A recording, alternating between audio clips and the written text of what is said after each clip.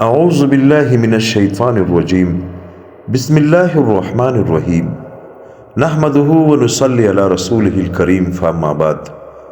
دوستو، جان Daniyal YouTube channel کی طرف سے آپ سب کو خوش آمدید۔ دوستو، آخرت یعنی آنے والی زندگی کا نام ہے جس کی شروعات اس زندگی کے اختتام پر ہوتی ہے، اور سب سے جو پہلا منزل ہے آخرت کے منزلوں سے وہ قبر ہے۔ قبر میں فرشتوں کے سوالات اور ان کے جوابات۔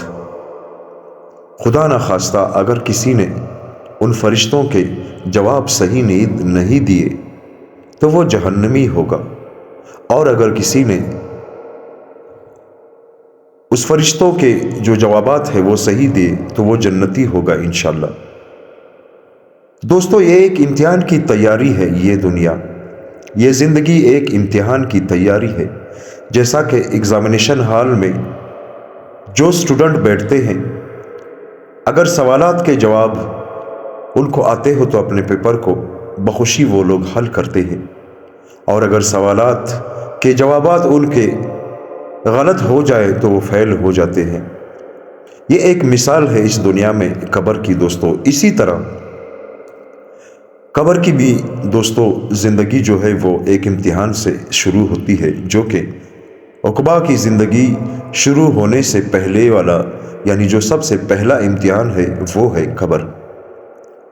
حضرت عقبہ بن عامر جہنی رضی اللہ عنہ فرماتے ہیں، میرے حضور صلی اللہ علیہ وآلہ وسلم سے ملاقات ہوئی تو حضور صلی اللہ علیہ وآلہ وسلم نے مجھے فرمایا، اے عقبہ، جو تم سے تعلق توڑے تم اس سے تعلق جوڑو، جو تمہیں محروم رکھے اور تمہیں نہ دے تم اسے دو، اور جو تم پر ظلم کرے تم اسے معاف کر دو۔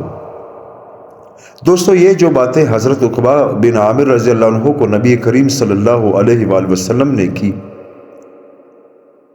یہ اس زندگی کے ہے، یعنی قبر کے تیاری کے ہے۔ اس کے بعد حضرت عقبہ رضی اللہ عنہ فرماتے ہیں، اس کے بعد میری حضور صلی اللہ علیہ وآلہ وسلم سے پھر ملاقات ہوئی تو مجھ سے فرمایا، اے عقبہ بن عامر، کیا میں تمہیں چند ایسی صورتیں نہ سکھا دوں کہ ان جیسی صورتیں اللہ نے تورات، زبور، انجیل اور قرآن کسی میں بھی نازل نہیں فرمائی، اور میں ہر رات انہیں ضرور پڑھتا ہوں۔ سب سے پہلے قل هو اللہ احد، قل اعوذ برب الفلق اور قل اعوذ برب الناس۔ جب سے حضور صلی اللہ علیہ وآلہ وسلم نے حضرت عقبہ بن عامر فرماتے ہیں، مجھے ان صورتوں کے پڑھنے کا حکم دیا ہے، اس وقت سے میں ہر رات ان کو ضرور پڑھتا ہوں، اور جب حضور صلی اللہ علیہ وآلہ وسلم نے مجھے ان کے پڑھنے کا حکم دیا تو مجھ پر واجب ہو گیا کہ انہیں نہ چھوڑوں۔ جب حضور صلی اللہ علیہ وآلہ وسلم نے مجھے ان کے پڑھنے کا حکم دیا تو مجھ پر واجب ہو گیا کہ میں انہیں نہ چھوڑوں، یعنی حضرت عقبہ بن عامر فرماتے ہیں کہ میں نے ان صورتوں کو اپنے اوپر واجب سمجھا، بلکہ انہیں کبھی بھی نہیں چھوڑا، یعنی ہر رات میں ان 3 صورتوں کو پڑھتا رہا۔ دوستو، یہ بھی قبر کی تیاری ہے۔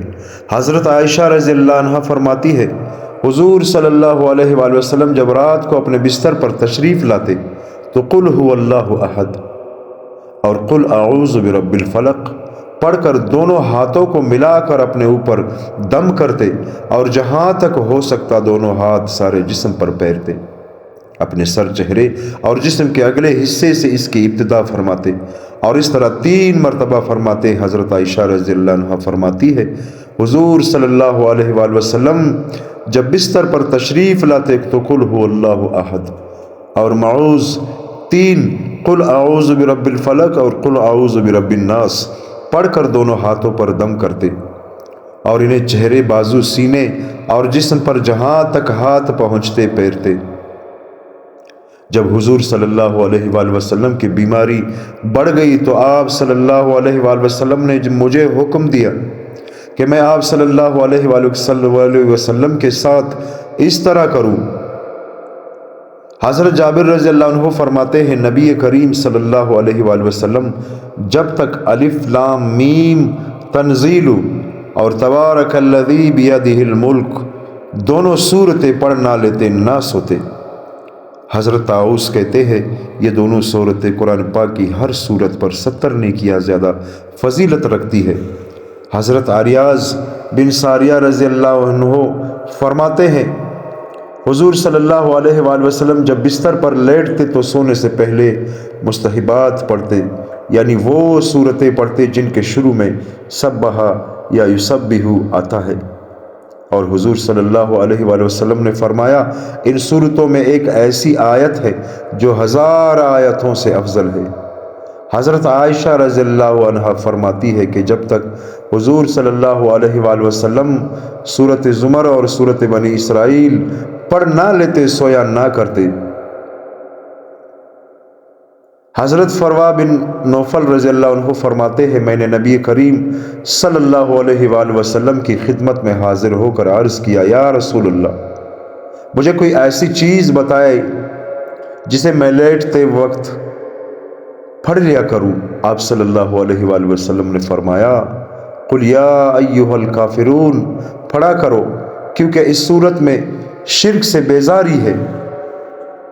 हज़रत अब्दुल्ला बिन मसूद रज़ियल्लाहु अन्हु फरमाते हैं एक यानी आदमी के पास उसके कब्र में अजाब के फरिश्ते आएंगे, वो पाँव की तरफ से आएंगे तो पाँव कहेंगे तुम्हारे लिए हमारी तरफ से कोई रास्ता नहीं, क्योंकि ये सूरत मुल्क पढ़ा करता था।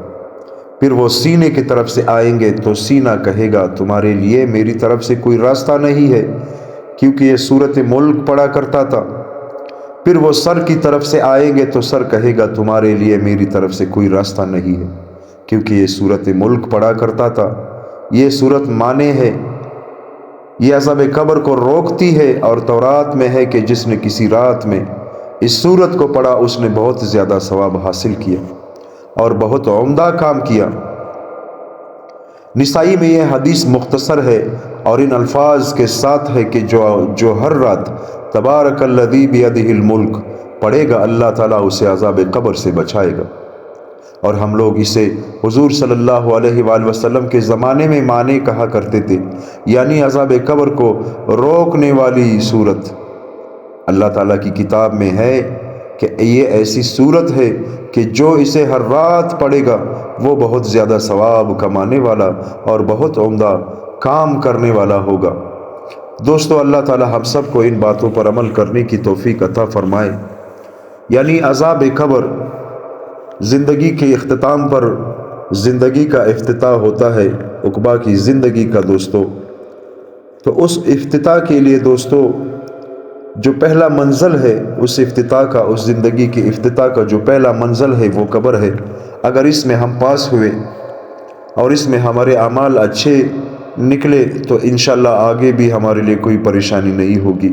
और अगर खुदा न खास्ता कब्र में हमारे अमाल अच्छे ना हुए तो आगे भी हमारे लिए परेशानी होगी। दोस्तों अल्लाह ताला से दुआ करते हैं कि अल्लाह ताला हम सब को इस मंजिल पर कामयाबी नसीब अता फरमाएँ। आमीन सुम आमीन।